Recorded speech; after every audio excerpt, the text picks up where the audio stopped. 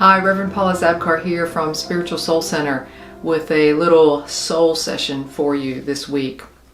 If you listen to my Sunday message the first week in Advent, I talked about self-acceptance and how that's such an important part. Like if I was able to accept myself the way I am and then surrender into the moment for whatever the next thing will be, I would be a lot different. And I found myself this week, I'll give you an example, opposite of that. I found myself in a lot of self-judgment. This is how it sounded. This is how it looked. This is how it felt. I should have known better. What's wrong with me? I made a wrong decision. I should have trusted my gut on this, but I didn't. I feel stressed out. I feel punched in the gut because instead of in self-acceptance, I am in self-judgment. Well, if I was to take my Advent message to heart, I would accept me for me and go from there. Accept me for me and go from there. It's that surrender to what is happening, what is in my life.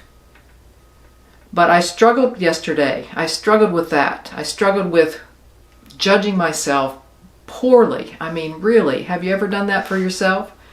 Be your worst enemy when it comes to that.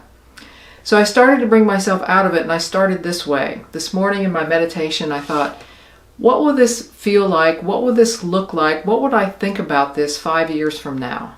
5 years from now. You know, that helps get perspective on what's happening in life. And I thought, well, 5 years from now, this will barely be a blip on the radar. It will barely be a blip on the radar. And so I started to feel that surrender starting to take over of, all right, well, you messed up. You made a mistake. Maybe you should have known better. But that's what you did. And that's the best you could do at that moment. 5 years from now, it will barely be a blip. So take a breath and surrender. Take a breath and accept yourself for what that is and what you're in right now. Just so happened I took a quick look at Facebook after my meditation this morning and found this post from Ralph Waldo Emerson, this share. Let me read you what this says. He said, "Write it on your heart that every day is the best day in the year. He is rich who owns the day, and no one owns the day who allows it to be invaded with fret and anxiety. Finish every day and be done with it. You have done what you could. Some blunders and absurdities no doubt crept in. Forget them as soon as you can. Tomorrow is a new day. Begin it well and serenely, with too high a spirit to be cumbered with your old nonsense. This new day is too dear, with its hopes and invitations, to waste a moment on the yesterdays."